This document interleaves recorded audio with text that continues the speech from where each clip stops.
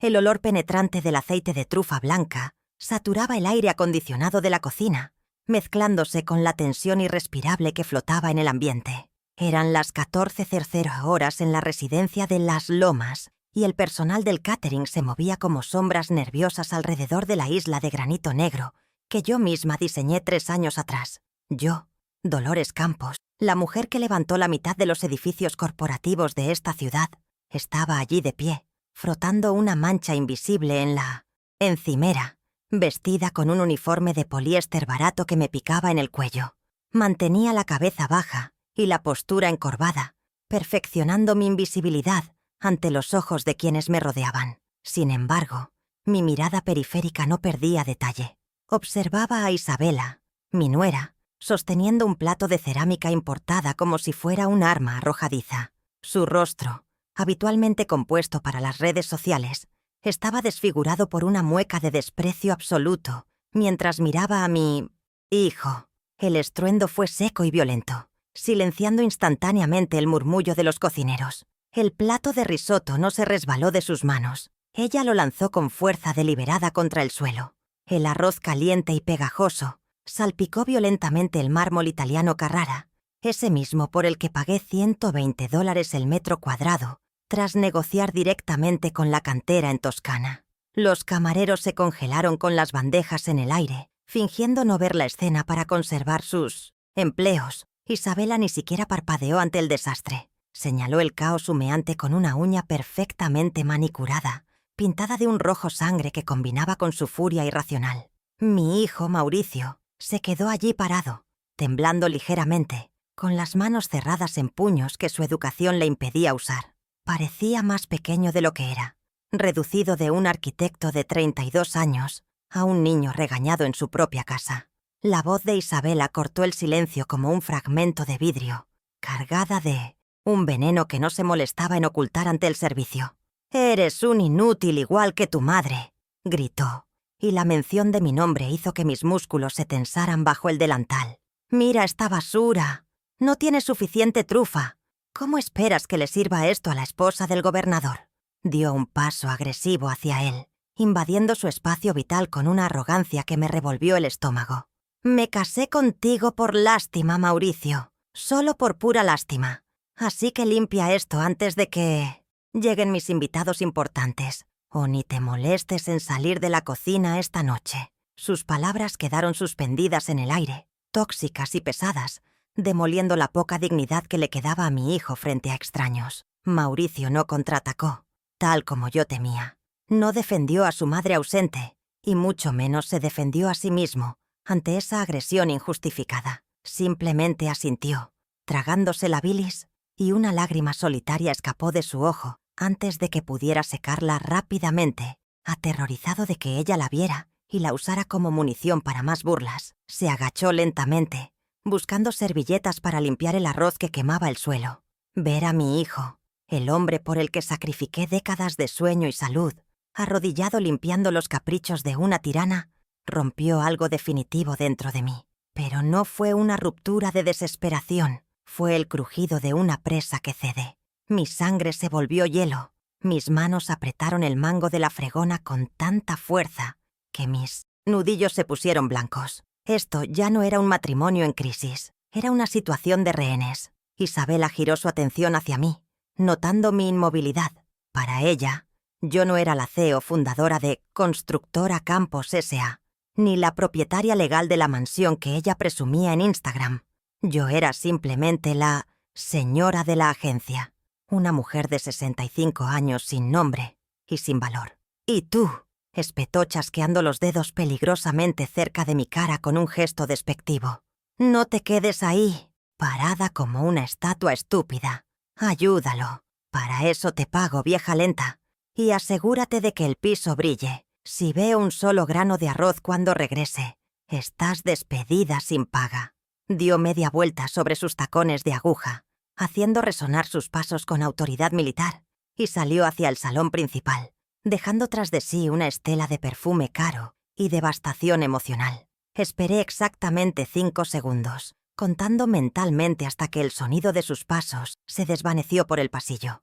Lentamente, con una deliberación glacial, Enderecé la espalda. La curvatura de la empleada doméstica cansada desapareció, reemplazada por la postura erguida de la ejecutiva que ha cerrado tratos millonarios. Mi mano derecha se deslizó hacia el bolsillo delantero de mi delantal manchado. Allí, anidado entre un trapo de limpieza y un frasco de desinfectante industrial, estaba mi teléfono inteligente. La lente de la cámara asomaba sutilmente por el borde y en la pantalla, el punto rojo de grabación pulsaba silenciosamente. El dispositivo lo había capturado todo. El lanzamiento del plato, los gritos, la admisión de la lástima, la humillación pública. Eso no era solo una disputa doméstica, era evidencia forense. Tenía en mi bolsillo la prueba de alta definición del abuso. Ella creía ser la reina absoluta de este castillo, embriagada por un poder que nunca se ganó. No tenía la menor idea de que el suelo de mármol que acababa de ensuciar lo pagué yo con mis dividendos de 1998. No, sabía que las paredes que hacían eco a sus gritos fueron levantadas por mis cuadrillas de obreros. Y ciertamente no sabía que la madre inútil a la que acababa de insultar estaba a 3 metros de distancia, armada con una prueba digital indestructible. Miré el temporizador de la grabación. 14 minutos y 30 segundos de material incriminatorio. Era suficiente para destruir su reputación en redes sociales. Sí, pero yo necesitaba más. Dolores Campos no hace las cosas a medias. Necesitaba material suficiente para destruirla legal, financiera y socialmente en un solo movimiento.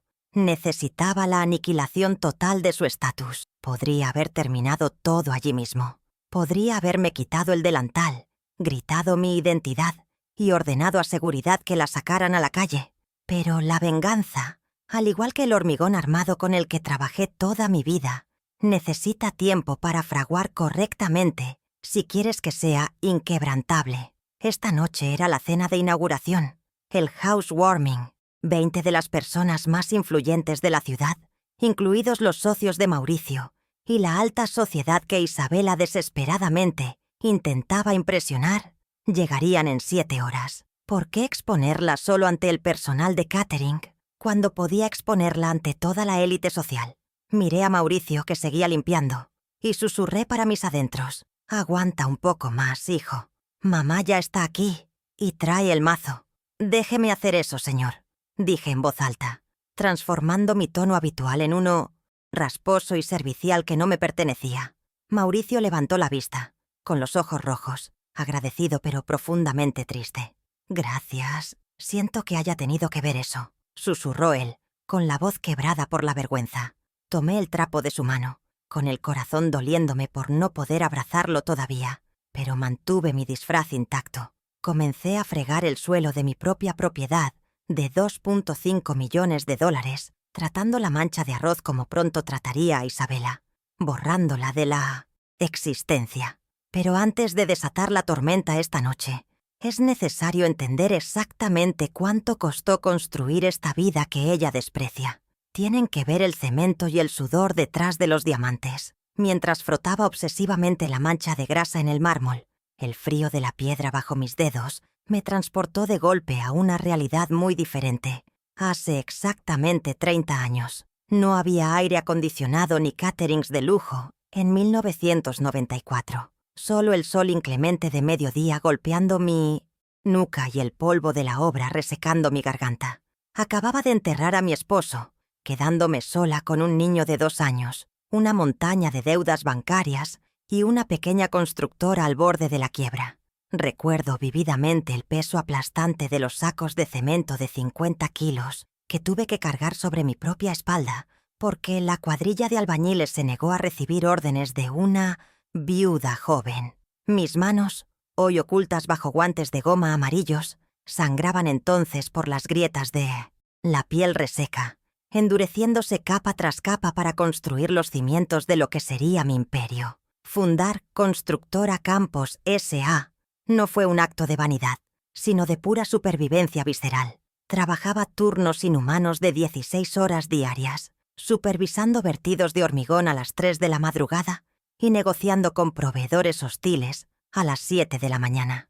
No había espacio para la debilidad ni para las lágrimas. Cada centavo que ahorraba tenía un destino sagrado, el futuro de Mauricio. Recuerdo contar las monedas para comprarle leche, privándome yo de cenar durante meses enteros, alimentándome solo de café y pan duro en la caseta de obra. Esa casa en la que ahora Isabela juega a ser aristócrata no se construyó con magia. Se construyó sobre mi escoliosis incipiente, sobre mis varices prematuras y sobre la soledad absoluta de una madre que renunció a su propia juventud para que su hijo nunca tuviera que cargar un ladrillo por necesidad. Mauricio creció entre planos arquitectónicos y montañas de grava, aprendiendo a leer los códigos de edificación antes que los cómics de superhéroes. A los 10 años, hacía sus tareas escolares sobre una mesa improvisada con tablones de madera en mi oficina móvil, mientras yo discutía presupuestos de millones de pesos al teléfono. Él era mi motor silencioso, la razón por la que soportaba la condescendencia de los banqueros y la burla de la competencia. Le prometí, mientras dormía acurrucado en el asiento trasero de mi vieja camioneta llena de herramientas, que su vida sería diferente a la mía, que él tendría las manos suaves de quien diseña el mundo, no las manos ásperas de quien lo construye.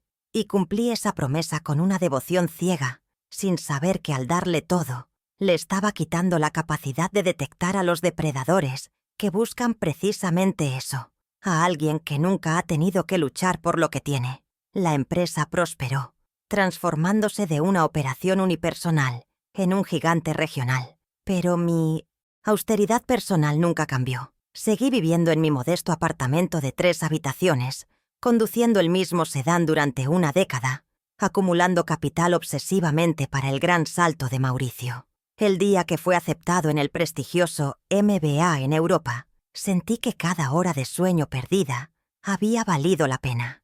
Recuerdo estar sentada frente a la computadora del banco, con el dedo temblando sobre la tecla Enter. La transferencia fue por exactamente $85,000 americanos, el loan Tiesmeaors, costo de la matrícula y su manutención por 2 años. Ese dinero era mi fondo de retiro, la seguridad de mi vejez, pero lo envié con una sonrisa, creyendo que estaba invirtiendo en su felicidad y en su formación como mi sucesor. Fue en esos pasillos universitarios de Europa, pagados con mi sudor, donde conoció a Isabela.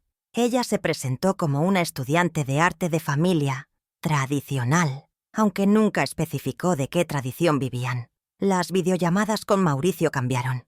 Ya no hablaba de sus clases de finanzas o arquitectura, sino de los viajes a la costa amalfitana y las cenas en restaurantes con estrellas Michelin que, sin yo saberlo, también estaba financiando. Cuando regresaron al país, trajeron consigo un aire de superioridad que me resultó ajeno. Isabela me miró por primera vez en el aeropuerto, escaneando mi ropa sencilla y mis zapatos cómodos con una mueca de decepción apenas disimulada. No vio a la empresaria exitosa, vio a una mujer que no encajaba en la estética de dinero viejo, que ella quería proyectar en sus redes sociales. La boda fue el primer gran golpe a mi cuenta bancaria y a mi dignidad. Un evento de 400 invitados, donde se me pidió vestir discretamente para no desentonar con la elegancia de su familia. Pero la verdadera estocada llegó cuando decidieron establecerse. Mauricio, con los ojos brillantes de ilusión manipulada, me dijo que necesitaban espacio para empezar su familia. Yo, cegada por el deseo de verlo feliz, cometí el error financiero más grande de mi vida. Compré esta propiedad en Las Lomas, firmé un cheque de caja por $2.5 millones para adquirir esta mansión de 850 metros cuadrados, con acabados de lujo y jardines diseñados por paisajistas premiados. Se las entregué llave en mano, creyendo que les daba un hogar, sin entender que para Isabela solo era un escenario para sus fotos. Sin embargo, en ese momento de generosidad ciega, mi instinto de supervivencia, forjado en décadas de negociaciones duras, se activó por un segundo. Roberto Villaseñor, mi abogado y amigo de toda la vida, me sentó en su despacho con una seriedad sepulcral antes de la firma. «Dolores», me dijo golpeando la mesa con su bolígrafo. «El amor es ciego, pero la ley no puede serlo». Bajo su estricta recomendación, la escritura de la casa quedó exclusivamente a mi nombre. Establecimos un contrato de comodato precario entre mi empresa y ellos, una figura legal que les permitía el uso gratuito de la vivienda, pero reservaba para mí la propiedad total y el derecho de revocación inmediata. También incluí una cláusula de usufructo vitalicio. Ellos firmaron los papeles sin leerlos, demasiado ocupados eligiendo las cortinas de seda, asumiendo que era un simple trámite burocrático de la vieja. El aislamiento comenzó de manera casi imperceptible, como una grieta fina en una estructura de carga. Al principio eran excusas triviales. «Mamá, este fin de semana estamos muy cansados. Mejor no vengas. Isabela tiene migraña». Luego, las barreras se volvieron más sólidas. En la primera Navidad en la casa nueva, me llamaron 2 días antes para decirme que se irían a esquiar con amigos, dejándome con el pavo horneado y los regalos sin abrir. Durante el último año mis visitas se redujeron a 0 bajo el pretexto de que yo ponía nerviosa a Isabela con mis preguntas sobre la gestión del hogar. Mi hijo, mi compañero de batallas, se convirtió en una voz lejana al teléfono, siempre susurrando, siempre con prisa, siempre pidiendo perdón sin decir por qué.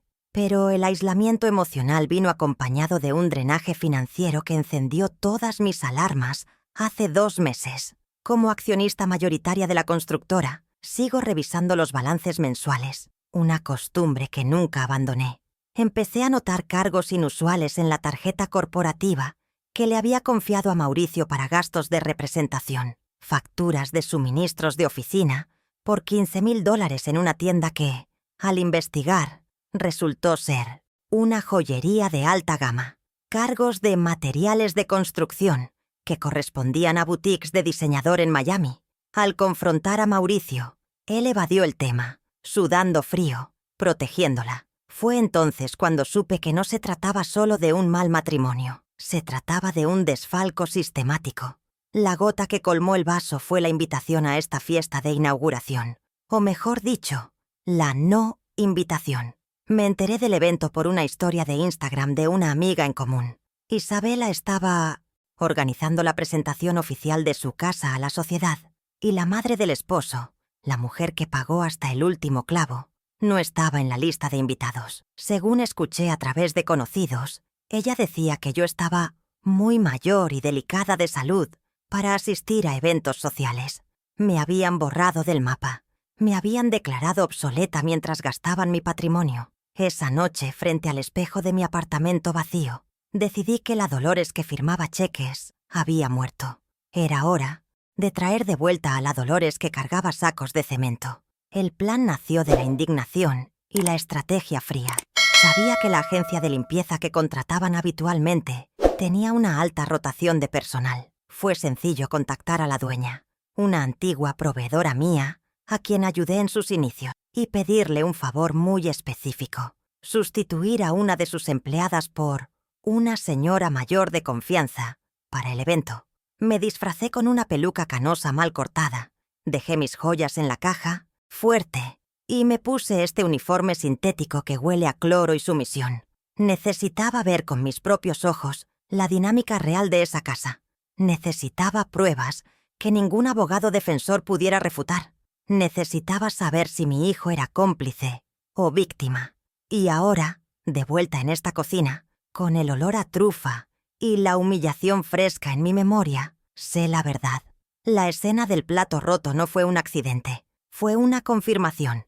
Mi hijo no es un ladrón, es un prisionero. Y yo no soy la empleada doméstica, soy el equipo de rescate. Termino de limpiar el último grano de arroz del suelo.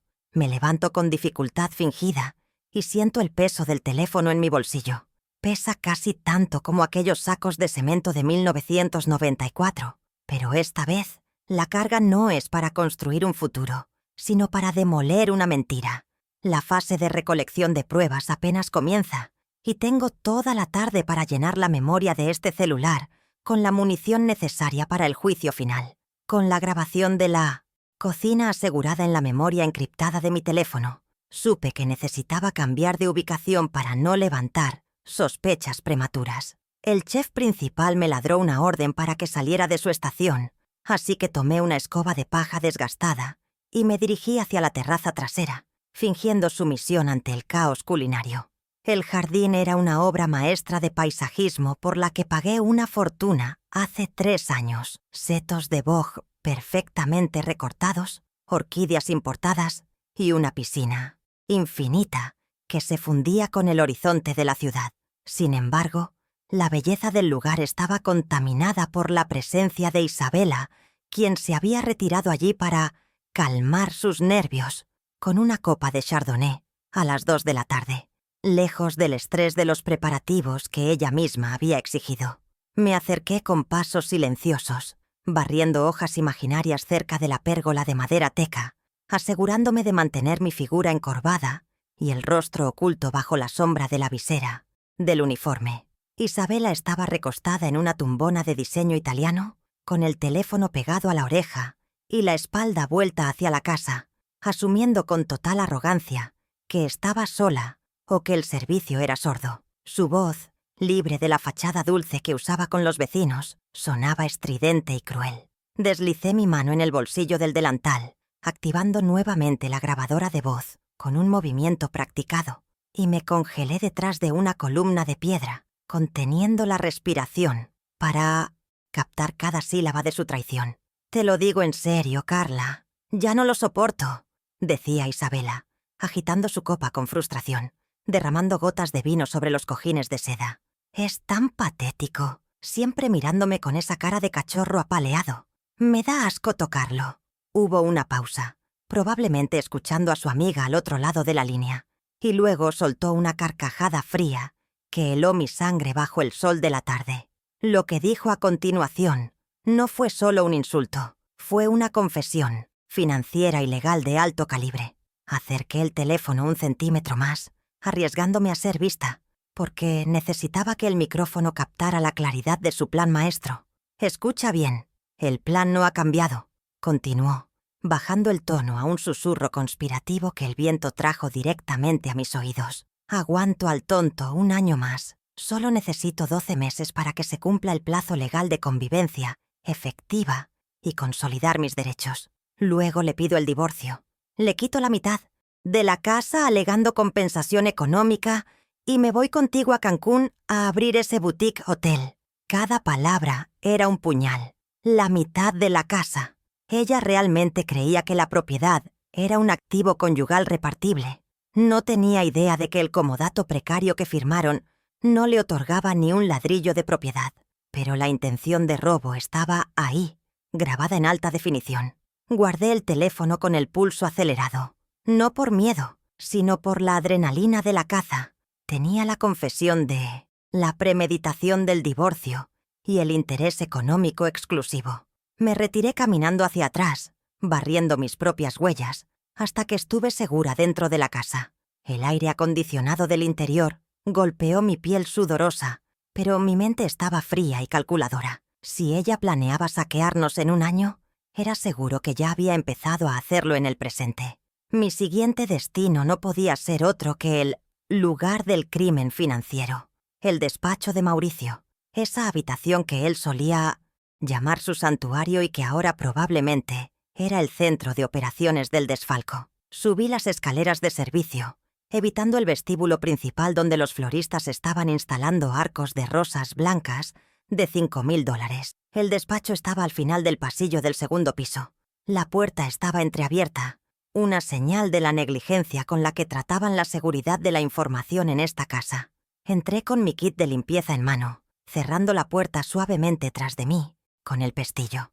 El olor a cuero y tabaco rancio llenaba la habitación. Lo que vi me confirmó la decadencia profesional de mi hijo. El escritorio de caoba, donde debería haber planos y proyectos, estaba sepultado bajo montañas de correspondencia sin abrir y bolsas de compras de marcas de lujo a medio esconder. Me acerqué al escritorio, sacando un paño de microfibra para justificar mi presencia si alguien entraba, y comencé la auditoría forense más rápida de mi vida. Mis ojos, entrenados para detectar errores de milímetros en planos de rascacielos, escanearon el desorden buscando patrones. Ahí estaba, una pila de sobres con el logotipo del banco, abiertos descuidadamente y dejados bajo una revista de moda.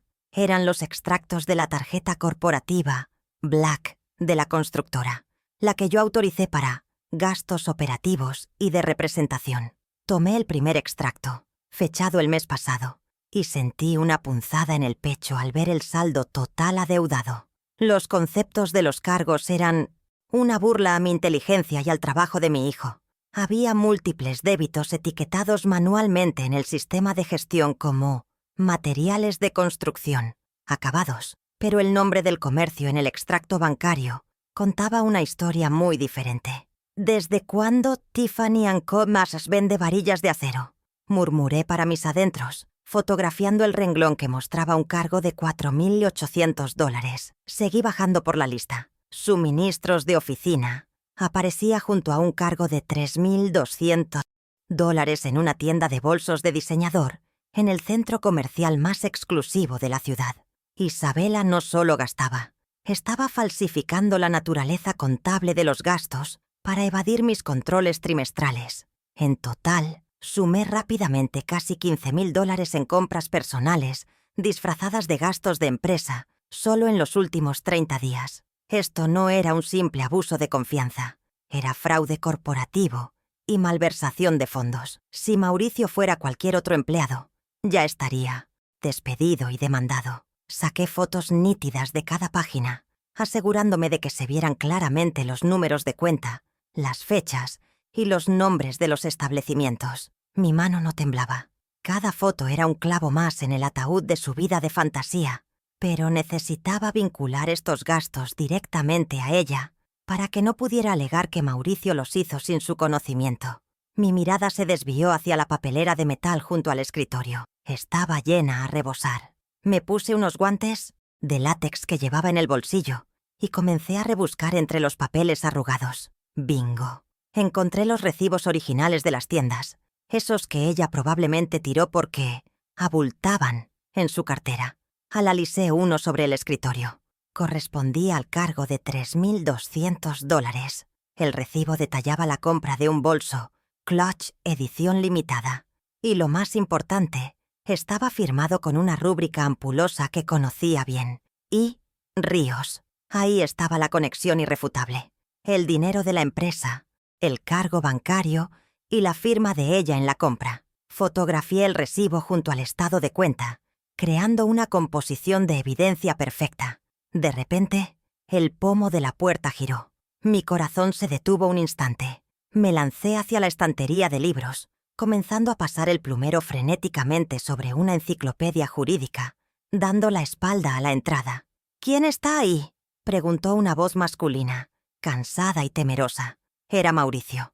Me giré lentamente, bajando la cabeza, manteniendo mi papel. «Solo estoy limpiando el polvo, señor». La señora Isabela dijo que todo debía estar impecable, respondí con mi voz rasposa fingida. Mauricio suspiró, entrando en la habitación sin mirarme realmente. Se dejó caer en el sillón de cuero frente al escritorio, pasando las manos por su rostro con una desesperación que me dolió el alma. «Está bien, gracias. Solo ten cuidado con los papeles», murmuró, sin notar que los papeles que acababa de auditar estaban ligeramente movidos. Lo observé por un segundo. Estaba más delgado, con ojeras profundas marcando su rostro joven. Llevaba la camisa arrugada, como si hubiera dormido con ella. Quería gritarle, sacudirle por los hombros y mostrarle las fotos que acababa de tomar, decirle que estaba financiando a su propio verdugo. Pero no era el momento. Si hablaba ahora, él la confrontaría débilmente. Ella lloraría, inventaría una excusa, y él la perdonaría. Necesitaba destruir su capacidad de mentir antes de hablar. Salí del despacho con un «con permiso» susurrado, dejándolo sumido en su miseria. Mi recolección de pruebas financieras estaba completa, pero necesitaba una pieza más, la evidencia de su crueldad emocional sistemática, algo que explicara por qué mi hijo estaba tan roto. Me dirigí a la habitación principal, la suite presidencial de la casa. La puerta estaba abierta de par en par, con varios vestidos de gala tirados sobre la cama king size, descartados por la dueña en su búsqueda del atuendo perfecto. Entrar en ese espacio íntimo se sentía como una violación, pero ella había violado mi confianza primero. El vestidor era del tamaño de un apartamento pequeño, con filas iluminadas de zapatos y ropa. Allí, en un estante central, exhibido como un trofeo de guerra, estaba el bolso del recibo. El Clutch edición limitada de $3.200. Brillaba bajo los focos halógenos, impecable y nuevo. Lo tomé con mis manos enguantadas y lo coloqué frente a la cámara de mi teléfono, grabando un video corto. «Este es el suministro de oficina de este mes», narré en voz baja para mi registro personal. Pagado con el sudor de mis obreros. La frivolidad del objeto contrastaba violentamente con la imagen de Mauricio derrumbado en el despacho. Mientras devolvía el bolso a su lugar, noté algo extraño en la mesita de noche del lado de Mauricio. Estaba vacía, despojada de cualquier objeto personal, salvo una lámpara de diseño y un cargador. Sin libros, sin reloj, sin nada que indicara su personalidad. Abrí el primer cajón con cuidado. Estaba lleno de cargadores enredados y medicamentos para la acidez estomacal y el insomnio. Pero al fondo, debajo de una caja de pastillas para dormir, vi un marco de fotos vuelto hacia abajo, oculto como si fuera algo vergonzoso o prohibido. Lo saqué con delicadeza. Era una fotografía de hace 5 años, tomada el día de la graduación de su maestría.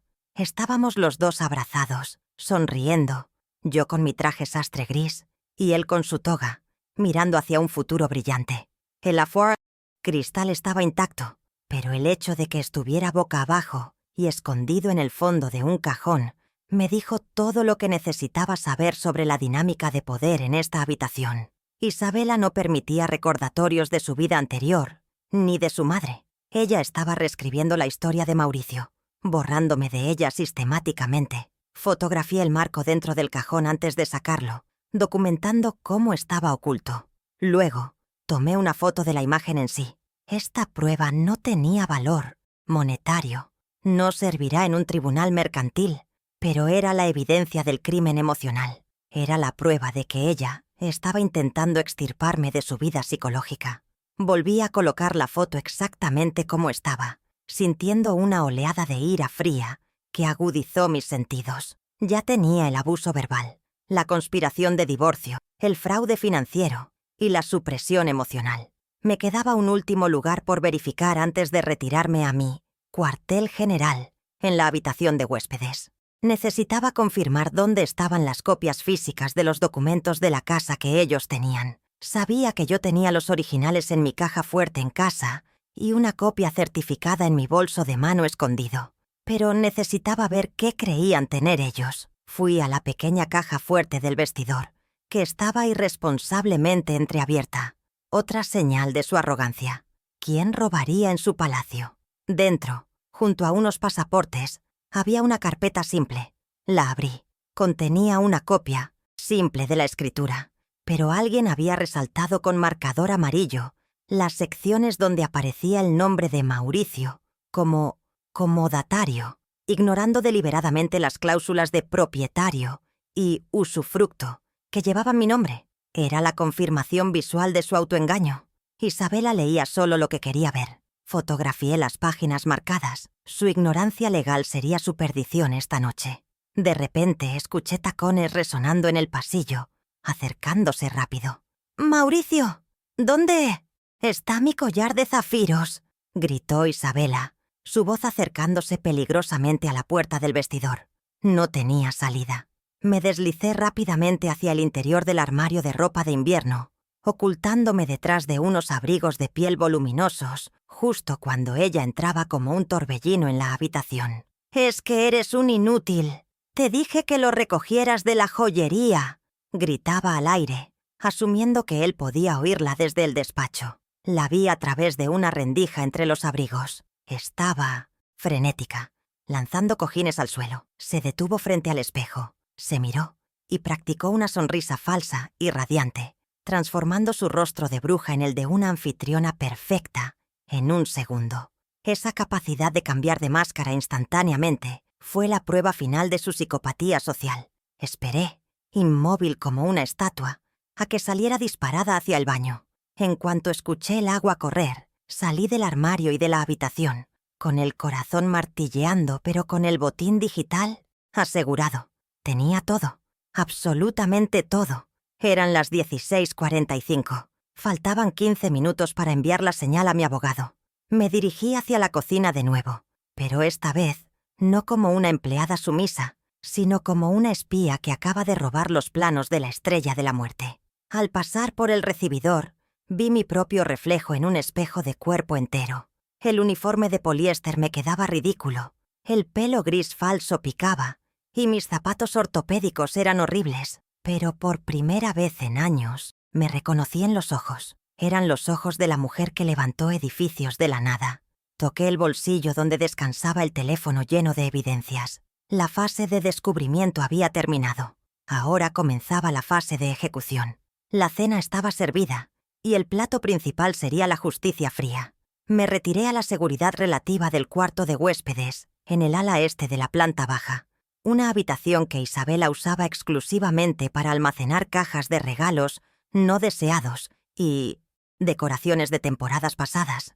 Eran las 17:00 en punto. Cerré la puerta con llave desde adentro, asegurándome de que el pestillo hiciera ese clic metálico que garantizaba mi privacidad temporal. El cuarto estaba en penumbra, iluminado solo por las rendijas de luz que se filtraban a través de las persianas cerradas, creando un ambiente de búnker de operaciones. Me senté en el borde de una cama cubierta con fundas de plástico. Saqué mi teléfono personal, el que tenía la tarjeta SIM, segura, no, el que usaba para grabar, y marqué el número de marcación rápida 1. Era el momento de activar la artillería pesada legal que había mantenido en reserva durante años. Roberto Villaseñor contestó al segundo tono, con la eficiencia de quien ha sido el abogado de una corporación constructora durante 3 décadas. No hubo necesidad de saludos cordiales ni de preámbulos sociales. «Roberto, es hora», dije con la voz firme, despojada ya de cualquier temblor emocional. «Ejecuta el protocolo. Desalojo. Inmediato. Necesito que traigas el acta notarial de revocación del comodato, la escritura original de la propiedad con el sello del registro público y, muy importante, solicita apoyo policial preventivo para una situación de altercado doméstico y allanamiento». Al otro lado de la línea, escuché el sonido de papeles moviéndose. Roberto no hizo preguntas estúpidas. Sabía que si yo daba esa orden, era porque la línea roja había sido cruzada kilómetros atrás. «Entendido, Dolores», respondió él con su tono grave. «Tengo los borradores listos desde que me llamaste hace 2 meses con las primeras sospechas. Solo necesito confirmar la hora de impacto. La cena empieza a las 21:00. Quiero que estés en la puerta principal a las 21:20 exactas. No toques el timbre antes. Yo abriré la puerta desde adentro. Necesito 20 minutos con ellos y la audiencia antes de que llegues tú con la ley. A las 21:20 estaré ahí con los oficiales. Ten cuidado, Dolores. Recuerda que la ley está de tu lado, pero las emociones son volátiles». Colgué el teléfono. La trampa legal estaba armada.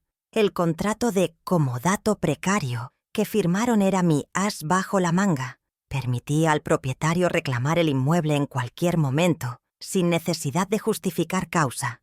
Y al revocarlo hoy, su permanencia en la casa se convertía técnicamente en una invasión ilegal en cuestión de minutos. Con la logística legal resuelta, tenía que asegurar la logística técnica. Salí de la habitación de huéspedes, todavía vestida con el uniforme de limpieza, y me dirigí al gran salón principal. Los camareros estaban ocupados colocando copas de cristal de Bohemia en las mesas redondas distribuidas por el espacio, ignorándome por completo. Mi objetivo era el centro de entretenimiento, una pantalla Smart TV de 85 pulgadas de última generación, montada sobre la chimenea de piedra, que dominaba toda la sala. Era el altar donde Isabela planeaba proyectar un videomontaje de su vida perfecta durante el brindis. Iba a ser el lienzo de su destrucción.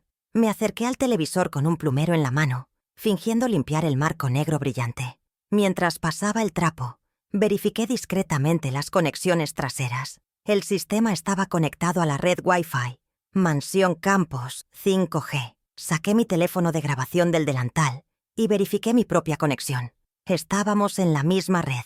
¡Perfecto! Abrí la aplicación de Screen Mirroring, duplicación de pantalla, en mi móvil. El televisor apareció como dispositivo disponible. Sala principal, TV. No lo seleccioné todavía. Hacerlo ahora alertaría a alguien si la pantalla parpadeaba. Solo necesitaba saber que el enlace estaba listo y que el protocolo de transmisión era compatible. La tecnología, al igual que el hormigón, no miente si sabes cómo usarla.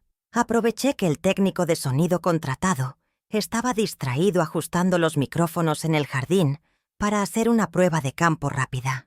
Me deslicé detrás de una columna decorativa, donde tenía línea de visión directa con la pantalla, pero estaba oculta de las miradas. Pulsé «Conectar» por un segundo. En la pantalla negra del televisor apareció un pequeño código PIN de 4 dígitos para autorizar la conexión. 58892. Memoricé el número instantáneamente y cancelé la conexión antes de que alguien lo notara. Ahora tenía la llave digital. Cuando llegara el momento, podría secuestrar la señal de video y audio en menos de 3 segundos, anulando cualquier cosa que ellos estuvieran reproduciendo. Eran las 18:15. El sol comenzaba a bajar, bañando la casa en una luz dorada que hacía que todo pareciera idílico. Regresé a la cocina para una última ronda de espionaje visual. Isabela estaba allí, dando instrucciones frenéticas al chef sobre la presentación de los canapés. «Quiero que el caviar se vea abundante. No sean tacaños», decía mientras se retocaba el maquillaje en el reflejo de la nevera. «Y asegúrense de que el champán nunca deje de fluir. Si veo una copa vacía, ruedan cabezas». Escuché hablar de presupuestos como si el dinero fuera infinito. Cada botella que ordenaba abrir costaba $200. Mentalmente sumé esos costos a la factura que Roberto le presentaría más tarde. Me crucé con Mauricio en el pasillo. Ya se había duchado y llevaba un smoking negro que le quedaba un poco holgado. Parecía un actor secundario en su propia película. «¿Todo bien con la limpieza?», me preguntó, evitando mirarme a los ojos, avergonzado todavía por el incidente del risotto. «Todo impecable, señor», respondí bajando la cabeza. Ya terminé mi turno en la planta baja. Me retiraré a organizar los cuartos de huéspedes, por si alguien necesita quedarse. «Gracias, titubeó, sin saber mi nombre falso. «Marta. Dígale a su esposa que Marta dejó todo listo». Fue una mentira piadosa. Marta se iba, pero Dolores estaba a punto de llegar. Regresé al cuarto de huéspedes a las 19:00. Era el momento de la metamorfosis. Saqué de debajo de la cama la maleta de mano rígida que había traído escondida y que dejé allí el día anterior, cuando vine con la excusa de traer productos de limpieza especiales. Antes de asumir mi rol, abrí la maleta sobre la cama. El contraste visual era poético. Junto al uniforme gris y manchado de grasa que me estaba quitando, brillaba el tejido de un vestido de seda azul cobalto, mi color de batalla corporativo. No era ropa de abuela, era ropa de matriarca. Entré al baño privado de la habitación y abrí la ducha. El agua caliente golpeó mi piel, lavando el sudor del trabajo físico, el olor a desinfectante y, simbólicamente, la humillación de las últimas 5 horas. Me froté con fuerza, queriendo borrar la sensación de ser invisible. Mientras el vapor llenaba el cuarto, repasé mentalmente mi discurso. No necesitaba notas. Tenía 30 años de experiencia en salas de juntas, enfrentando a hombres que querían verme fallar. Isabela era una amateur comparada con los tiburones inmobiliarios que había devorado en los 90. Ella jugaba a las apariencias. Yo jugaba a la propiedad raíz. Salí de la ducha y me sequé con una toalla áspera. Me miré al espejo. Sin maquillaje, mi cara mostraba las arrugas de la edad y del estrés, pero mis ojos tenían un brillo feroz que hacía años no veía. Comencé el proceso de reconstrucción de mi imagen. Base de maquillaje ligera, un poco de rubor para denotar salud y un labial rojo oscuro, discreto pero autoritario. Me recogí el pelo, ocultando el desorden que la peluca barata había dejado, en un moño francés impecable. Cada horquilla que colocaba era una pieza de armadura que se ajustaba en su lugar. Luego vino el vestido.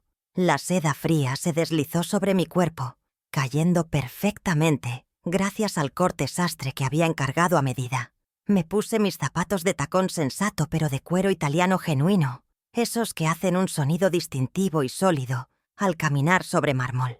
Clac, clac, clac, el sonido de la autoridad. Finalmente abrí el estuche de terciopelo negro que guardaba en el fondo de la maleta. el collar de perlas de los mares del sur y los pendientes de diamantes discretos. No eran ostentosos como las joyas de fantasía de Isabela. Eran piezas de inversión, sutiles señales de riqueza real que solo los entendidos reconocen. Eran las 20:00. Faltaba una hora. Me senté en el sillón del cuarto, en la oscuridad, con el teléfono de las evidencias en la mano. Dediqué los siguientes minutos a organizar los archivos digitales. Creé una carpeta nueva en la galería llamada La Verdad. Moví allí el video del risotto, el audio del jardín, las fotos de los extractos bancarios y el video del bolso. Los numeré en orden de reproducción. 1. El abuso. 2. El plan de divorcio. 3. El robo. Quería que la narrativa fuera ineludible. Primero golpear el corazón de Mauricio, luego su confianza y finalmente su bolsillo. Revisé la batería del teléfono. 85%. Más que suficiente.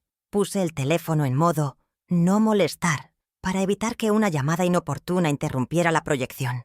Verifiqué una vez más el código PIN del televisor en mi memoria. 50892. Todo estaba listo. La tecnología estaba de mi lado. La ley estaba en camino y la verdad estaba cargada en la recámara. Solo faltaba el factor humano. La reacción de mi hijo. Sabía que lo que ibas a hacer le dolería inmensamente. Iba a romperle el corazón para salvarle la vida. Era una cirugía de emergencia sin anestesia, y yo era el cirujano con el bisturí en la mano. A las 20:30, escuché el sonido de los primeros motores de lujo llegando a la entrada principal. Pude oír las voces excitadas en el vestíbulo, las risas falsas, el tintineo de las copas. Isabela estaría recibiéndolos con su mejor sonrisa de anfitriona, presumiendo de su logro. Me imaginé su discurso. Gracias por venir a nuestro humilde hogar. Nos ha costado tanto esfuerzo. La ironía me hizo apretar la mandíbula. Ella no sabía lo que era el esfuerzo. Ella solo conocía el gasto. Me levanté y caminé por la habitación oscura, midiendo mis pasos. 5 pasos hasta la ventana. 5 pasos de vuelta. Necesitaba mantener la sangre circulando. La adrenalina era buena, pero necesitaba estar fría. Recordé la cara de mi hijo cuando ella le gritó «inútil». Ese recuerdo fue el combustible que necesitaba para quemar cualquier duda o piedad que pudiera quedarme. No estaba haciendo esto por rencor, lo estaba haciendo por justicia. Nadie toca a mi familia, nadie se apropia de mi trabajo y nadie me humilla en mi propia casa. A las 20:55, mi teléfono personal vibró. Un mensaje de texto de Roberto. Unidades policiales en posición discreta, a 2 cuadras. Yo estoy en el coche esperando tu señal. El acta está impresa y sellada. Respondí con un simple emoji de check verde. El mecanismo de cierre de la trampa estaba aceitado. La policía estaba lista para convertir un drama social en un asunto legal. 21:10. La cena estaba por servirse. Escuché al jefe de camareros llamar a todos al salón principal para el brindis de bienvenida. El murmullo de las conversaciones bajó de volumen, indicando que la atención se centraba en los anfitriones. Era el momento. Isabela estaría levantando su copa ahora mismo. Respiré hondo, llenando mis pulmones de aire limpio, y exhalé lentamente. Abrí la puerta de la habitación de huéspedes. El pasillo estaba vacío. Todo el personal estaba en el salón. Avancé por el pasillo en penumbra, hacia la luz brillante que emanaba del arco de entrada al salón. El sonido de mis tacones sobre el piso de madera era rítmico, constante, inevitable. Me detuve justo antes de que pudieran verme. Escuché la voz de Isabela, clara y triunfante. Queridos amigos, gracias por compartir este sueño con nosotros. Esta casa es el símbolo de nuestro amor y de todo lo que hemos construido. Esbocé una media sonrisa en la oscuridad. Disfruta tu última mentira, querida, pensé. Di un paso adelante, saliendo de las sombras y entrando en el campo visual de los 20 invitados. El show estaba a punto de comenzar, y yo tenía el control remoto. Mi entrada en el salón principal tuvo el efecto de una granada de fragmentación silenciosa. Al cruzar el umbral del arco de caoba, el sonido rítmico de mis tacones sobre el parquet resonó con una autoridad que cortó de tajo el murmullo complaciente de las conversaciones. Los 20 invitados, con sus copas de cristal en mano y sus sonrisas ensayadas, giraron las cabezas casi al unísono. atraídos por la interrupción de la coreografía social. No veían a la anciana invisible que limpiaba sus desechos horas antes. Veían a una mujer imponente envuelta en seda azul cobalto, con la espalda recta como una viga de acero y una mirada que barría la habitación con la precisión de un arquitecto inspeccionando una estructura defectuosa. La luz de las arañas de cristal se reflejaba en mis perlas, anunciando que la empleada había desaparecido y la matriarca había regresado para reclamar su territorio. El silencio que siguió fue absoluto, denso y cargado de una electricidad estática incómoda. Pude ver la confusión en los ojos de los socios de Mauricio y las esposas de los banqueros. Intentaban procesar quién era esta figura que irradiaba tanto poder, pero que no estaba en la lista de recepción. Algunos fruncían el ceño, buscando en su memoria, quizás reconociendo vagamente a la Dolores de la constructora de hace años, pero incapaces de conciliar esa imagen con la narrativa de enfermedad y vejez que Isabela había vendido. Yo no me detuve. Avancé hacia el centro del salón, abriéndome paso entre los grupos de gente como un rompehielos, obligándolos a apartarse físicamente para dejarme pasar. Cada paso mío reducía el espacio vital de Isabela, acorralándola contra su propia mentira frente a la chimenea. La reacción de Isabela fue un estudio fascinante de pánico contenido. Su copa de champán se detuvo a medio camino de sus labios y vi cómo sus nudillos se ponían blancos al apretar el tallo de cristal, amenazando con romperlo. Sus ojos, perfectamente delineados, se abrieron desmesuradamente al reconocer mi rostro, pero su cerebro parecía luchar para aceptar la realidad.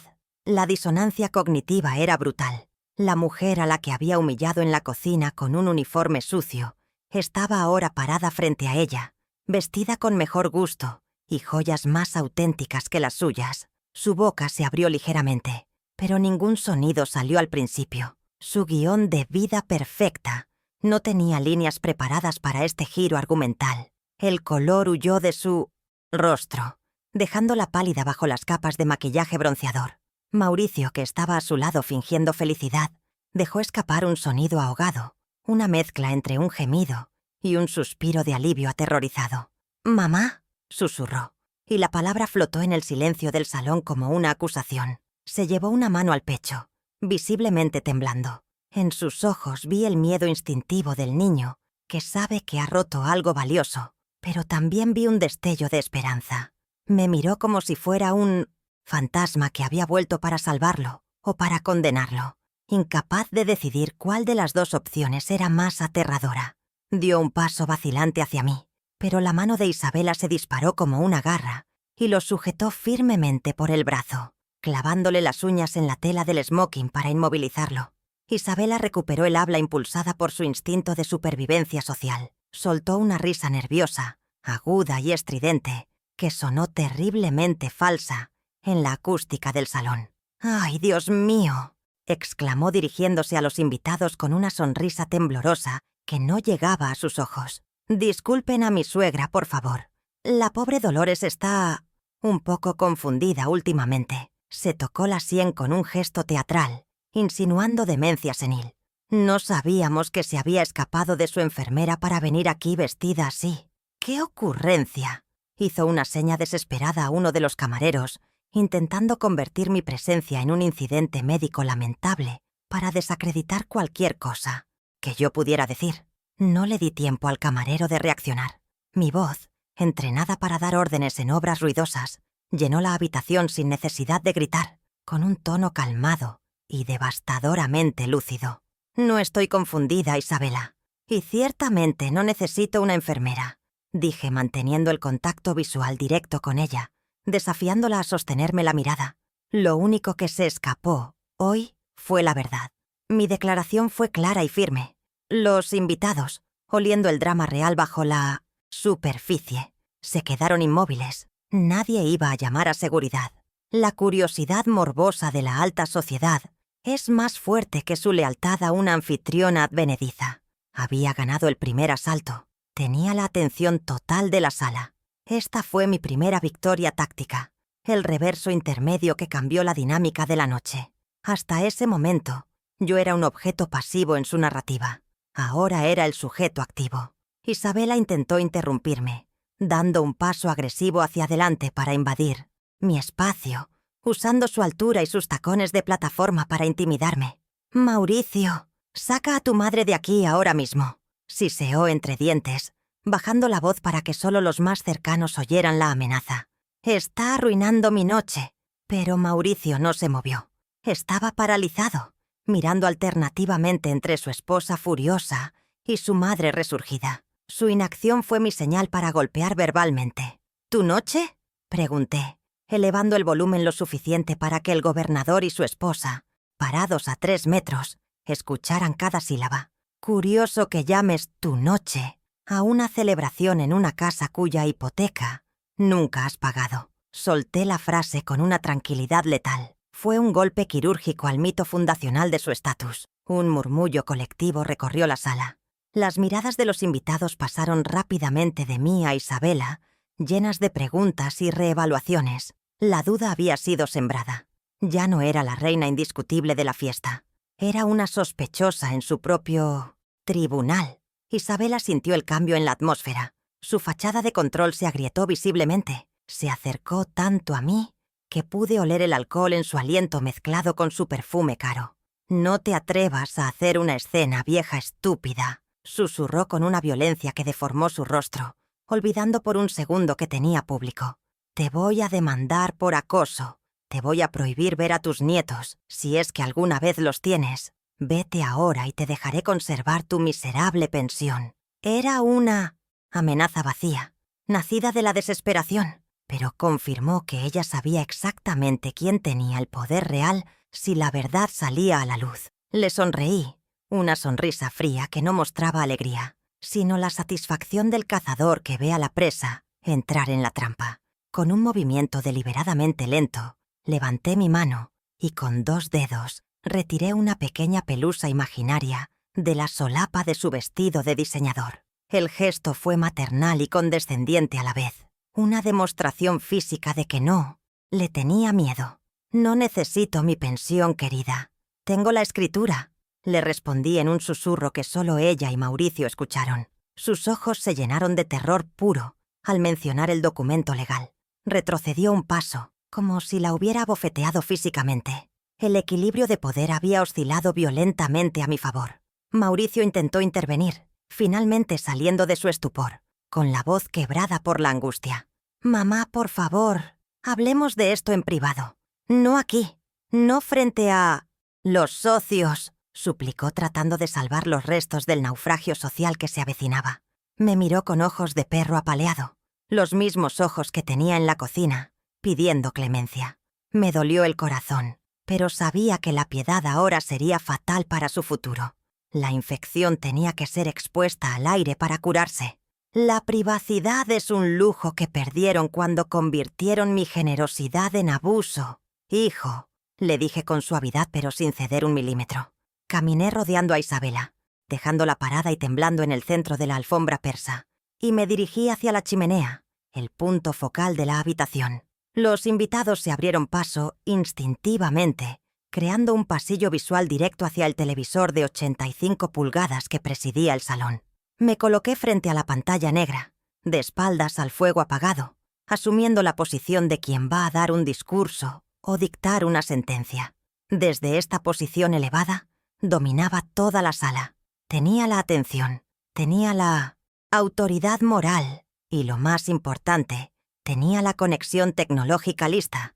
Isabela giró sobre sus talones, dándose cuenta demasiado tarde de mi posición estratégica.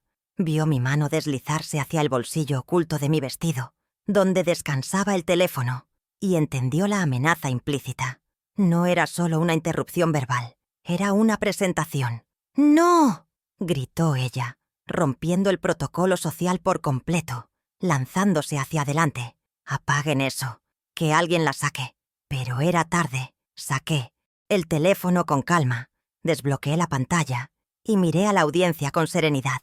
«Antes de que continúen con el brindis por esta familia perfecta», anuncié con voz clara, «creo que es justo que veamos los cimientos reales sobre los que se construyó esta casa. ¿No les parece?».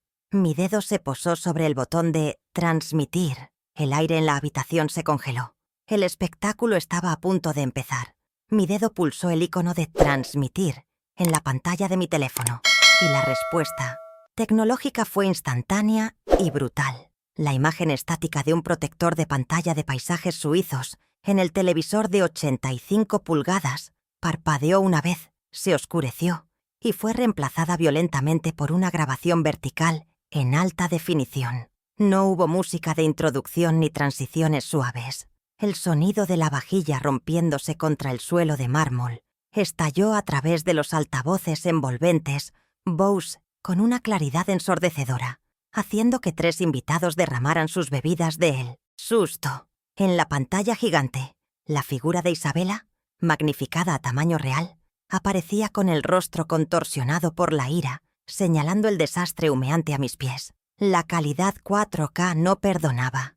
Cada poro de su furia, cada vena hinchada en su cuello, se mostraba con una crudeza pornográfica ante la élite social que ella tanto se esforzaba por impresionar.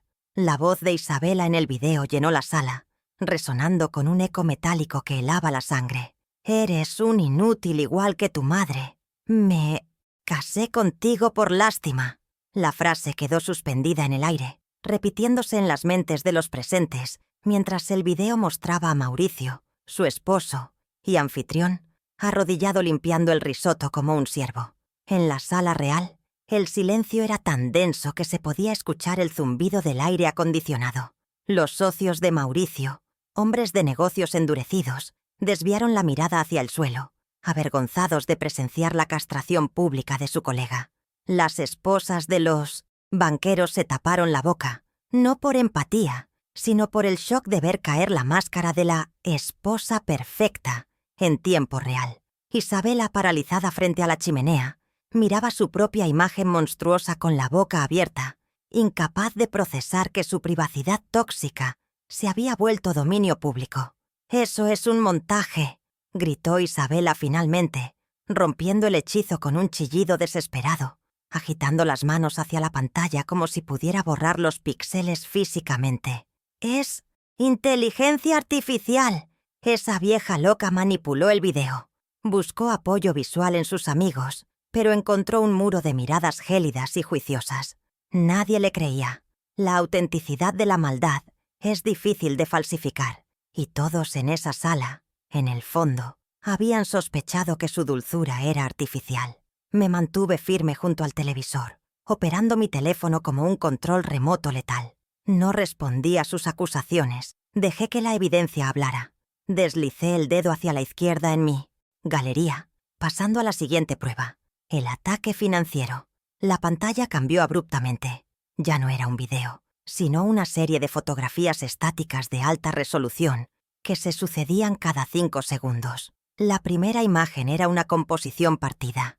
A la izquierda, el estado de cuenta bancario de Constructora Campos S.A., resaltando un cargo de $3.200 bajo el concepto suministros de oficina. A la derecha, el recibo de la tienda de lujo con la firma inconfundible de Y. Ríos por la compra de un clutch edición limitada. Un murmullo de comprensión recorrió la sala. Estos no eran trapos sucios domésticos. Esto era evidencia de fraude. Los socios de Mauricio se inclinaron hacia adelante, entrecerrando los ojos para leer las cifras, reconociendo el logotipo corporativo que ellos mismos auditaban. «Parece que tus suministros de oficina son bastante elegantes, Isabela», dije con voz calmada, señalando la pantalla donde ahora aparecía el video que grabé en su vestidor, mostrando el bolso iluminado como un trofeo. $15.000 en un mes, cargados a la empresa que fundé con mis manos, mientras tú le gritas a mi hijo que es un inútil. Me giré hacia ella clavándole la mirada. ¿Llamas inútil al hombre que financia tu vida de fantasía?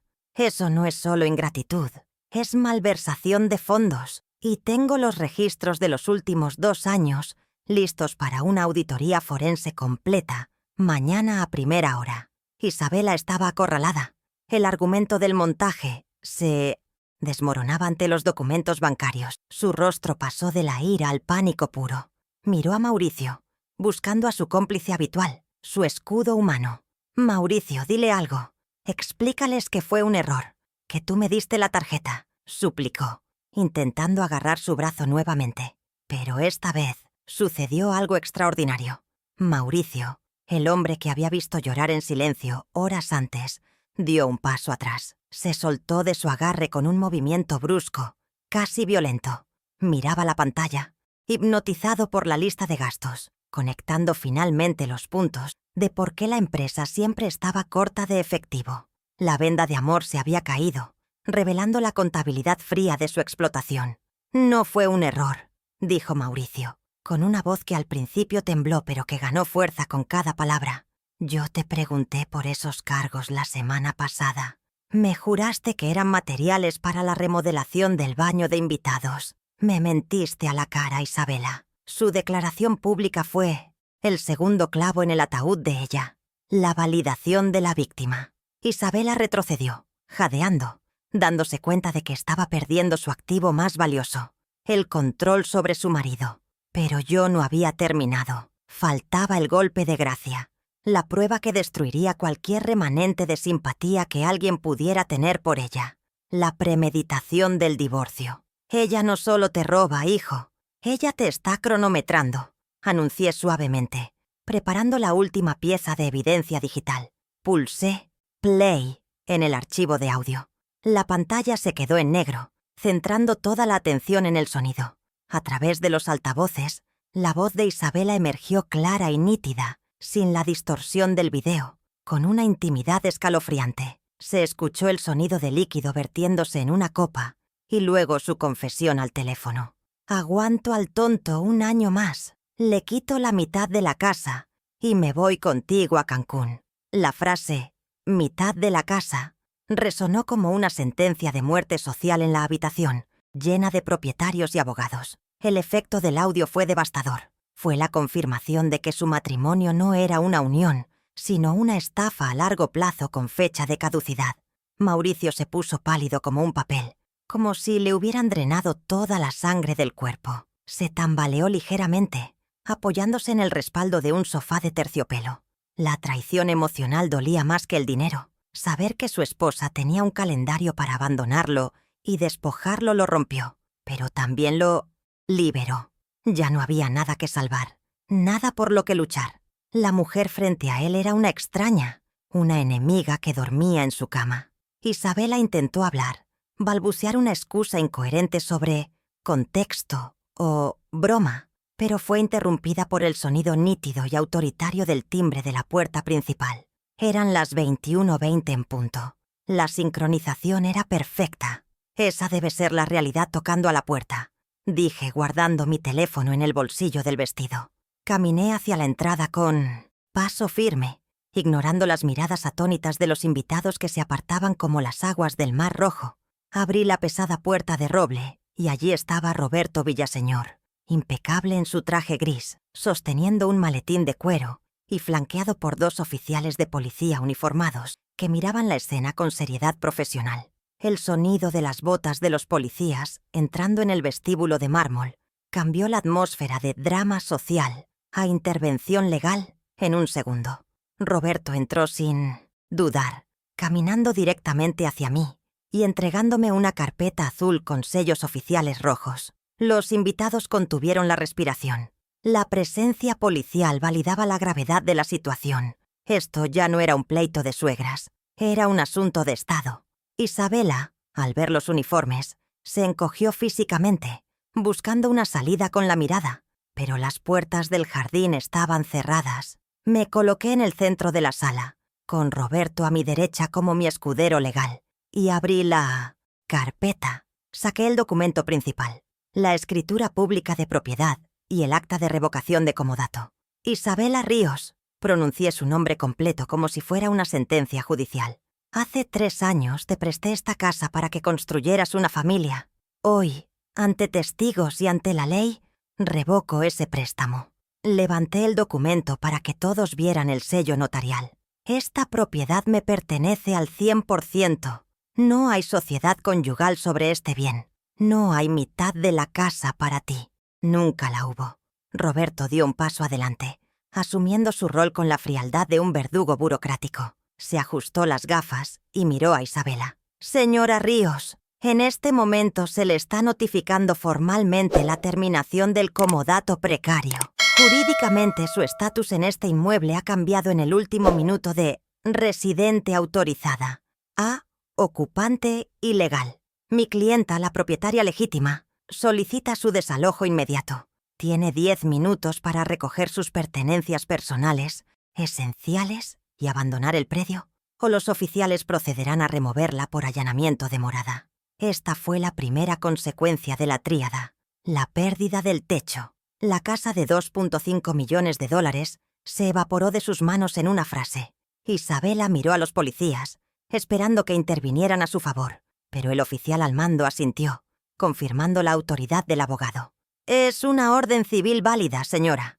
Le sugerimos cooperar para evitar un arresto por alteración del orden», dijo el policía con voz grave. La realidad de quedarse sin hogar esa misma noche la golpeó con fuerza bruta.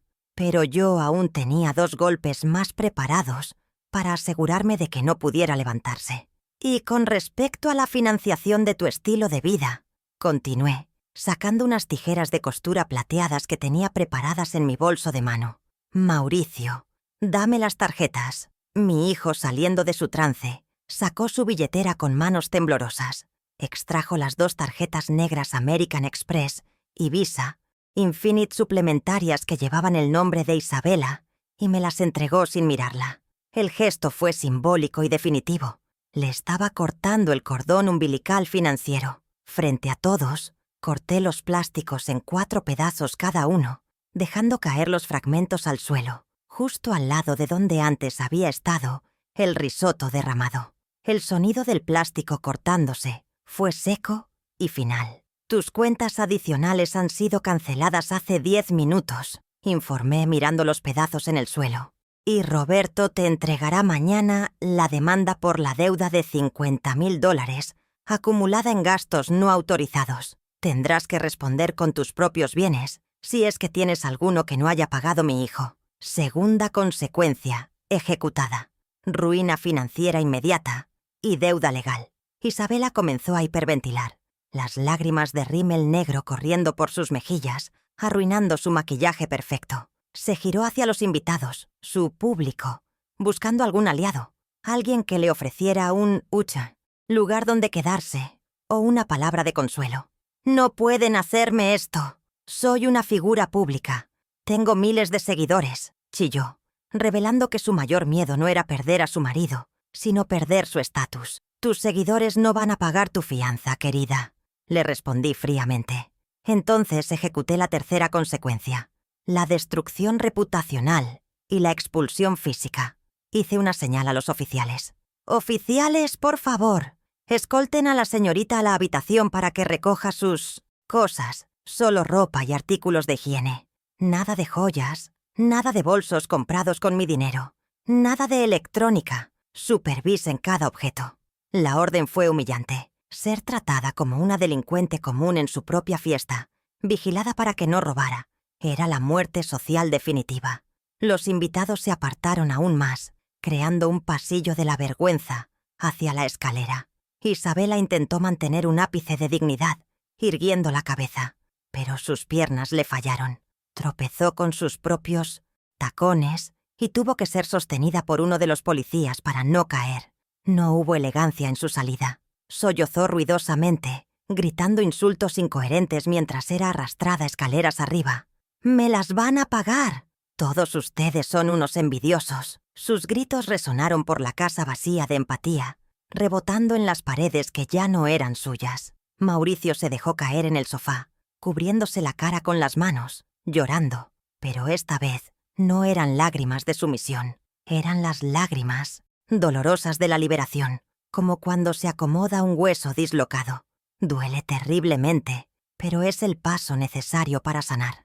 Me acerqué a él y puse una mano sobre su hombro, sintiendo cómo se relajaba bajo mi toque por primera vez en años. No le dije, «Te lo dije», simplemente estuve allí, como su madre y su protectora. Roberto se quedó en la puerta, controlando la escena con los invitados, quienes empezaban a murmurar excusas para retirarse rápidamente, incómodos por haber sido testigos de una ejecución social tan brutal. «Creo que la fiesta ha terminado», anuncié a la sala, con la voz serena de quien acaba de terminar un trabajo bien hecho. «Gracias por venir. Mi hijo y yo tenemos mucho que reconstruir». Los invitados asintieron, recogiendo sus bolsos y abrigos con prisa, dejando copas llenas y canapés intactos. Miré hacia la escalera, donde los policías esperaban a que Isabela bajara con su maleta. El reloj marcaba las 21:40. En 20 minutos había desmantelado 2 años de mentiras. La casa estaba en silencio otra vez, pero ya no era un silencio opresivo. Era el silencio limpio de un espacio que ha sido purgado. Miré el plato roto en el video congelado en la televisión y luego miré a mi hijo. La basura había sido sacada. Ahora tocaba limpiar el desorden y empezar de nuevo.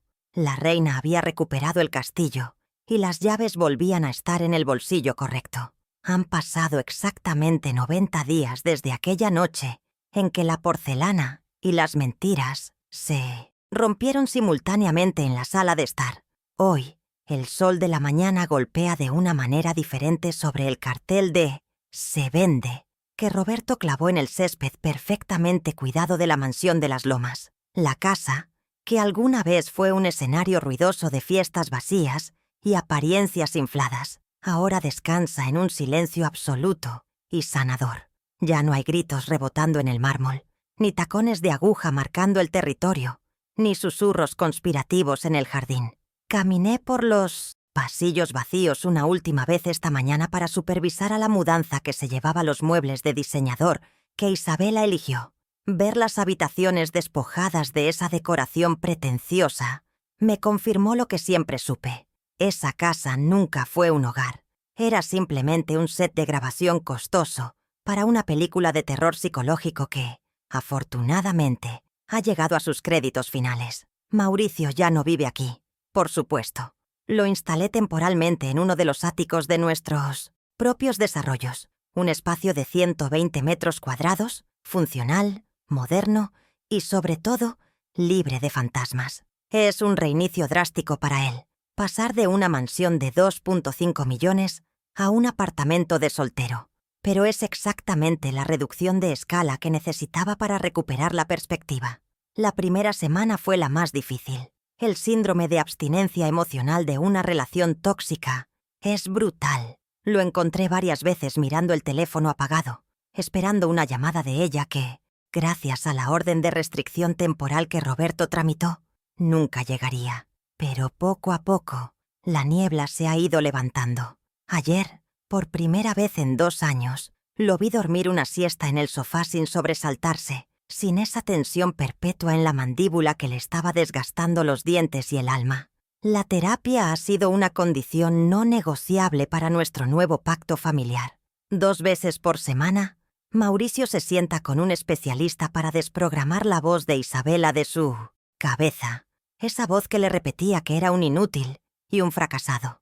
Es un proceso lento, como demoler un edificio condenado piso por piso, pero los cimientos originales de mi hijo siguen ahí, intactos bajo los escombros. Hemos establecido reglas claras para nuestra relación también. Ya no soy la salvadora que firma cheques en blanco, ni la madre excluida que ruega por migajas de atención. Ahora somos socios, en recuperación. Yo respeto su espacio y su autonomía, y él respeta mi patrimonio y mi dignidad. No hay más préstamos difusos ni tarjetas corporativas sin supervisión. Cada centavo que entra y sale se audita con la precisión de un reloj suizo. En cuanto a Isabela, su caída fue tan rápida como su ascenso social. Sin la casa para presumir y sin el flujo de efectivo de mi empresa para financiar sus unboxings, su estatus de influencer se evaporó. Escuché a través de la red de chismes de la ciudad, que siempre es más rápida que cualquier noticiero, que está viviendo de nuevo con sus padres en un barrio periférico, intentando vender su ropa de marca en plataformas de segunda mano para mantener las apariencias. Intentó demandarnos por daño moral y difamación, pero cuando Roberto le presentó la contrademanda por fraude, malversación y abuso de confianza, Con las pruebas de video y los recibos firmados listos para la fiscalía, sus abogados le aconsejaron sabiamente que firmara el divorcio exprés y desapareciera. Se fue sin un centavo de compensación, solo con sus maletas de ropa y la lección amarga de que la arrogancia no es una moneda de cambio válida en el mundo real. La deuda de $50,000 que ella generó, no la perdoné, pero tampoco dejé que hundiera a Mauricio. Hicimos un plan de pagos. Él está devolviendo ese dinero a la empresa mes a mes, descontado de su salario real como arquitecto. No es un castigo, es una lección de responsabilidad financiera. Quiero que cada vez que vea el descuento en su nómina, recuerde el costo de la ceguera voluntaria. Él aceptó el trato sin quejarse, incluso con gratitud. «Es el precio de mi libertad, mamá», me dijo el otro día mientras firmaba el acuerdo de pago. Y tiene razón. La libertad financiera y emocional cuesta, pero es la única inversión que garantiza retornos de por vida. Verlo asumir sus errores con madurez me ha devuelto el orgullo que sentía cuando se graduó. El niño ha muerto, y finalmente está naciendo el hombre. Mi rutina también ha cambiado radicalmente. He dejado de ser la jubilada que esperaba en casa. He vuelto a la oficina de constructora Campos, no para microgestionar, sino para mentorizar. Me he dado cuenta de que mi retiro prematuro dejó un vacío de liderazgo que permitió que el caos se filtrara. Ahora llego a las 9:00 am, me pongo mi casco blanco, que ya no me pesa tanto, y recorro las obras. Hay una energía diferente en la empresa. Los empleados antiguos me saludan con respeto genuino, y los nuevos aprenden rápido que la señora mayor sabe más de mezcla de cemento que cualquier ingeniero recién egresado. Me siento viva, útil y por primera vez en mucho tiempo, respetada en mi propio imperio. La venganza fue dulce, sí, pero la reconstrucción es mucho más satisfactoria. Estamos trabajando en un nuevo proyecto juntos, Mauricio y yo. Lejos de la frivolidad de las mansiones de lujo para gente que no las valora, hemos decidido volver a nuestros orígenes. Estamos diseñando un complejo residencial sostenible de costo medio, pensado para familias reales que buscan su primer hogar. Residencial Los Olivos. Mauricio está a cargo del diseño creativo, y yo superviso la ejecución y los costos. Verlo inclinado sobre la mesa de dibujo, con las mangas de la camisa remangadas y un lápiz en la mano, discutiendo apasionadamente sobre la orientación de la luz y la ventilación cruzada, es la mejor recompensa que podría pedir. Ya no diseña para impresionar a una esposa caprichosa. Diseña para que la gente viva dignamente. Ha recuperado su pasión, esa que Isabela casi logró extinguir con sus exigencias de banalidad. Ayer, mientras revisábamos los planos de la fachada principal, Mauricio se detuvo y me miró fijamente. Había un brillo de lágrimas en sus ojos, pero no de tristeza. «Gracias por no dejarme caer, mamá. Gracias por ser la villana esa noche para poder ser mi madre hoy», me dijo con la voz firme. Yo sonreí, dejando el escalímetro sobre la mesa. «No fui una villana, hijo. Fui una auditora. A veces, la vida necesita que alguien entre y haga un balance de pérdidas y ganancias antes de que la quiebra sea irreversible». Fue un momento de conexión profunda, de entendimiento mutuo sin melodramas. Habíamos sobrevivido al naufragio y habíamos llegado a la orilla, mojados y cansados, pero con los pulmones llenos de aire. La venta de la casa de las Lomas está a punto de cerrarse. Un comprador extranjero ofreció el precio completo en efectivo. No siento ninguna nostalgia al firmar los papeles de la promesa de compraventa. Ese dinero se reinvertirá íntegramente en el nuevo proyecto. Transformaremos el monumento a la vanidad de Isabela en techos para 100 familias trabajadoras. Es la alquimia perfecta, convertir el plomo del egoísmo en el oro del servicio. Me gusta pensar que cada ladrillo de Los Olivos llevará un poco de esa justicia poética. La energía no se destruye, solo se transforma, y nosotros estamos transformando el dolor en cimientos sólidos. Esta noche tengo una cena tranquila con Mauricio y Roberto en mi apartamento. Cocinaré yo misma. Algo sencillo, sin trufas ni caviar. Tal vez un guiso casero. Celebraremos que el divorcio es oficial desde esta mañana. Mauricio es un hombre libre legalmente, y yo soy una mujer libre de la carga de ver sufrir a su hijo. Brindaremos con vino de mesa, sentados en sillas cómodas que no son de diseñador, y hablaremos de futuro, de concreto, de plazos de entrega y de presupuestos. Hablaremos el idioma que construyó nuestra vida antes de que la intrusa intentara cambiar el diccionario. La normalidad nunca me había parecido tan lujosa como ahora. Miro mis manos. Tienen manchas de la edad y cicatrices de 30 años de obra, pero siguen firmes. No me tiembla el pulso al sostener la pluma, ni al sostener a mi familia. Isabela pensó que mi edad era mi debilidad, que ser una vieja me hacía obsoleta, lenta y fácil de manipular. No entendió que la vejez en una mujer como yo no es deterioro, es blindaje. Cada arruga es una trinchera que ya defendí. Cada cana es una crisis que ya resolví. Ella jugó a las damas, moviendo fichas rápidas y superficiales, mientras yo jugaba al ajedrez, pensando 10 movimientos por delante, dispuesta a sacrificar piezas para ganar la partida. A veces, cuando estoy sola en la oficina y miro el horizonte de la ciudad que ayudé a construir, me pregunto qué estará pensando ella ahora, en su pequeña habitación, revisando mis redes sociales bloqueadas desde cuentas falsas. Probablemente siga pensando que fue mala suerte, o que fui cruel. Nunca entenderá que lo que hice fue un acto de amor supremo, extirpar el cáncer para salvar al paciente. No me arrepiento de nada, ni del uniforme de empleada, ni de la humillación fingida, ni de la exposición pública. Todo fue necesario, todo fue calculado, todo fue ejecutado con la precisión de un ingeniero estructural. Ahora, cuando camino por la calle, ya no bajo la cabeza. Camino con la frente en alto, ocupando mi espacio, sin pedir permiso. He recuperado mi nombre, mi empresa y a mi hijo, Lam. Vida ha vuelto a su cauce, pero el agua corre más clara y más fuerte. He aprendido que la dignidad no se negocia y que el respeto se impone, no se pide. A todas las madres que sienten que están siendo desplazadas en sus propias familias, les digo, no suelten el timón. El barco es suyo. Ustedes lo construyeron. Cierro la carpeta del proyecto Los Olivos y apago la luz de mi despacho. Es hora de ir a casa. Mauricio me espera con los planos corregidos. La vida sigue y nosotros seguimos, construyendo. Isabela es solo una nota al pie en nuestra historia. Una lección aprendida a un precio alto pero justo. Ella pensó que podía entrar en mi reino y sacarme por la puerta de servicio, subestimando la fuerza de quien puso la primera piedra. Ella quería un castillo y un príncipe, pero olvidó que la reina seguía viva y tenía las llaves del reino.